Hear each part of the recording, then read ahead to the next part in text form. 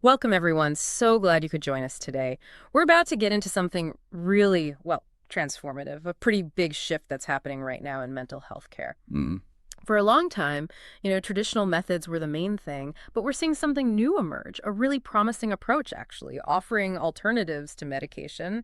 It feels like it could change things globally. It really could. And if you're the kind of person who likes to get up to speed quickly on important stuff, you're definitely in the right place. Oh, and just to mention, this discussion is brought to you by our friends at SEBERS Medical at blossomtms.com. They're very much involved in this space. Absolutely. And today, our mission really is to unpack this. We're focusing on transcranial magnetic stimulation, TMS for short, and specifically why everyone's talking about 2025 as its breakout year. Okay. We want to uncover what forces are converging right now to push TMS from being, a bit niche to playing a really central role in psychiatric treatment, and what that means for you, for providers, and really the future of mental health. Okay, let's really dig into that then. TMS. I think some of us have maybe heard the term, perhaps related to like tough to treat depression. Right, right. But probably not as something mainstream. So what's fundamentally changing now? Why is 2025 suddenly this pivotal year for TMS? Yeah, that's the key question, isn't it? And it points to a really defining moment. Historically, you're spot on. TMS was often seen as maybe a last resort for treatment-resistant depression, for people where meds or therapy hadn't quite worked. Mm-hmm. But what's happening now is it's kind of moving to the center stage. We're talking a global shift in psychiatric care. It's not just slow growth. It feels more like a structural change in how we approach mental wellness. Okay. And just quickly, for anyone not familiar, TMS, it's non-invasive. It uses these focused magnetic fields, think of them like pulses, Yeah. to gently stimulate nerve cells in specific parts of the brain. Right. Exactly. Targeted, especially areas linked to mood. It's like a precise reset for certain brain circuits. And unlike medications that go everywhere in your body, TMS focuses the energy right where it's needed. That targeted nature, that's a huge part of the appeal. That makes sense. So what's driving this acceleration, especially hitting this peak in 2025, it seems to be three big things happening at once. First, insurance reimbursement is way up. Second, more and more doctors and clinics are adopting it. And third, patients themselves are increasingly asking for non-medication options. Oh, These three forces working together, they're sending a really clear signal. TMS is definitely moving into the mainstream. that's fascinating, that convergence, because, getting new medical tech widely adopted usually takes ages. It's often a really slow burn. It really is. But TMS seems to be breaking that pattern. So can you walk us through these three forces? What's making this happen so, I guess, uniquely fast? You're absolutely right about the usual slow pace, and TMS is, kind of an exception here. These forces aren't separate. They feed into each other, creating this momentum. Right. So first up, industry adoption trends. We're seeing TMS being integrated much more rapidly across the board. Leading psych practices, big hospitals, outpatient clinics. They're not really debating if anymore. It's more about how quickly can we get this set up. Okay. Just a few years back, getting a TMS device might have involved a whole lot of justification, maybe a long approval process. Now, those same places are actively looking for TMS solutions, sometimes even investing ahead of the curve. Wow. And this is driven by some pretty clear operational wins for the providers. It's not just, a new gadget. It's about diversifying revenue streams beyond just meds or therapy. TMS can be a higher margin service that meets a real patient need. Plus, it often allows for more predictable scheduling, maybe less intensive monitoring compared to juggling complex meds. So it can streamline the clinic's workflow, make the practice more financially stable. It's a strong signal from the professionals themselves. That makes a lot of sense. If clinics see it works operationally and financially, and it helps patients, it's kind of a no-brainer. But that brings up the cost for patients. Insurance is always the big question mark, isn't it? Well, absolutely. You've hit the nail on the head. For a long time, insurance or lack of it was the main roadblock for many patients wanting TMS. Yeah. But that barrier, it's not just shrinking, it's being actively taken down. And that's our second big force, reimbursement expansion. This has been dramatic. Yeah. Medicare, Medicaid, almost all the major private insurers, they've significantly broadened their coverage for TMS. Really? Yeah. It's not just for severe depression anymore. Coverage now often includes things like obsessive compulsive disorder, OCD. That alone opens it up to many more people. And what's really pushing things for 2025 and beyond is the anticipation. Analysts fully expect coverage to expand further. Think conditions like generalized anxiety, maybe even PTSD. Yeah. That's expected to gain traction soon. That would be huge. It would. It means access is becoming much more democratic. It's moving away from being some kind of exclusive or experimental thing to being a real, viable option for a much wider group of people needing help. That is huge. Making it accessible really changes the whole picture, which must mean patients are also becoming more aware, right? Right. And it probably ties into the third force you mentioned, people actively looking for non-med options. Precisely. Leads us right there. Mm. The third force, and maybe the most powerful in some ways, is patient demand. Patients today, well, people are incredibly informed. They research, they ask questions. They're not just passively accepting whatever's first offered. Right. They're participants in their care.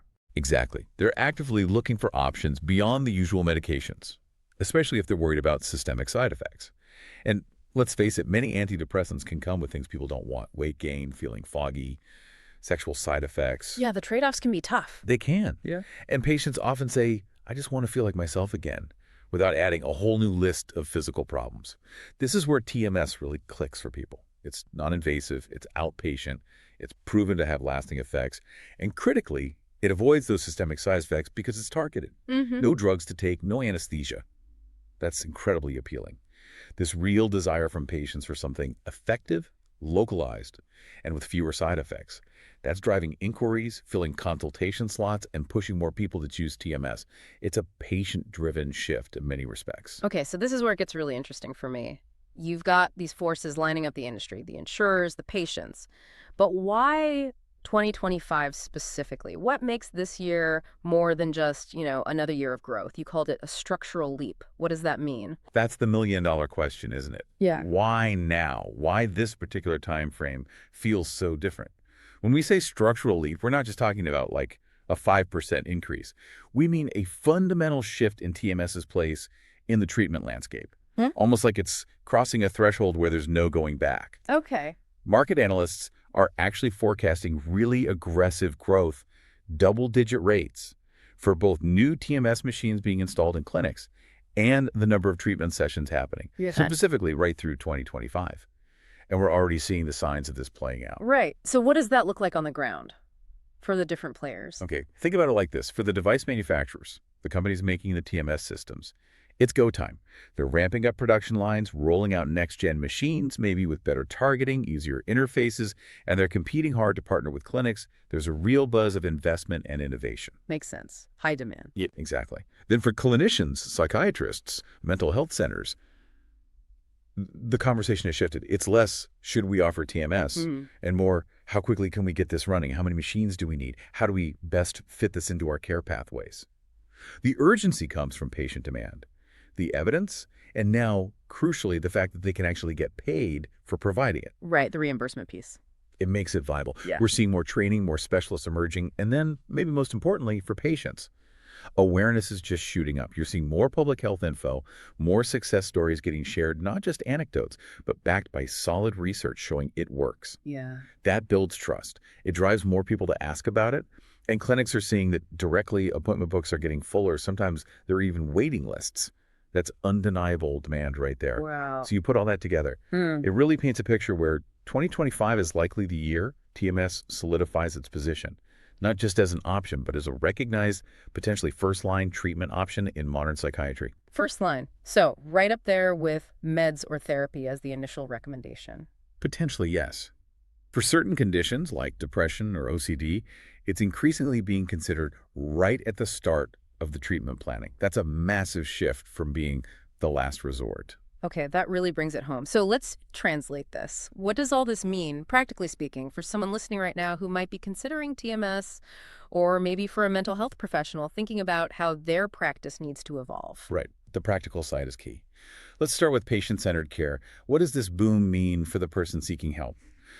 Well, fundamentally, it means a better, more manageable treatment experience. How so? A typical TMS plan is designed to fit into life, not take it over. Usually we're talking sessions maybe 20, 30 minutes long, 5 days a week, for about 4 to 6 weeks, typically. Manageable. Very manageable. The key thing is patients can usually keep up with their daily life, work, family, whatever. They drive themselves there and back, get the session done, and can immediately go about their day. No downtime, no recovery needed. That's a world away from treatments needing hospital stays or causing side effects that knock you out. Yeah, that's a huge difference. And the feedback is often really positive. People report not just feeling less depressed or anxious, but sometimes sharper thinking, better sleep, more energy. And importantly, these effects tend to last. Studies show good long-term results, many people feeling well a year or more later. That kind of success story travels by word of mouth, which just fuels more interest. Creates a positive feedback loop. Exactly. Now, flip side. For the providers, the operational advantages of getting into TMS now, especially around 2025, are pretty compelling. It's both a big opportunity and, frankly, a bit of an imperative if they want to stay current. So what are the benefits for a clinic? Several key things. First, revenue diversification. Adding TMS gives them another service line, often with good, predictable reimbursement. It makes the practice less reliant on just one or two income streams. Okay. Second, patient retention. If a clinic can offer a full suite of care therapy, meds, and advanced options like TMS, patients are more likely to stay within that practice for their entire journey. Better continuity of care for them, better retention for the clinic. Makes sense. Keep everything under one roof. Right. And third, competitive differentiation. Let's be honest, the clinic's adopting TMS early. They're positioning themselves as leaders. They're showing they're using the latest evidence-based treatments that boost their reputation, attracts patients, helps them stand out. So getting in now gives them an edge. Definitely. Acting around this 2025 timeframe means riding this wave of market momentum. It sets up the practice and ultimately their patients for success in this evolving landscape. This really does sound like it's more than just a blip on the market radar. It feels like a genuine cultural shift in how we even think about delivering psychiatric care, expanding access, improving outcomes, opening new doors. It's pretty exciting stuff. It really is. And if you step back and look at the bigger picture, this whole surge around TMS in 2025, it's like proof positive that the mental health field is truly ready, maybe even eager, to reshape how we treat people for the long haul. Yeah. This embrace of non-invasive, effective, accessible options, it really makes you wonder, doesn't it? It raises a question, maybe for you listening. How will this push towards personalized, non-invasive care continue to evolve? Where could it take us in the next 5, 10 years? Maybe even towards prevention. That's a fantastic thought to leave us with. Where will this lead? Thank you so much for breaking that all down for us today. Really insightful. And thank you all for joining us on this exploration. Remember, our conversation today was brought to you by SEBERS Medical at blossomtms.com. Stay curious, keep learning, and we'll catch you next time.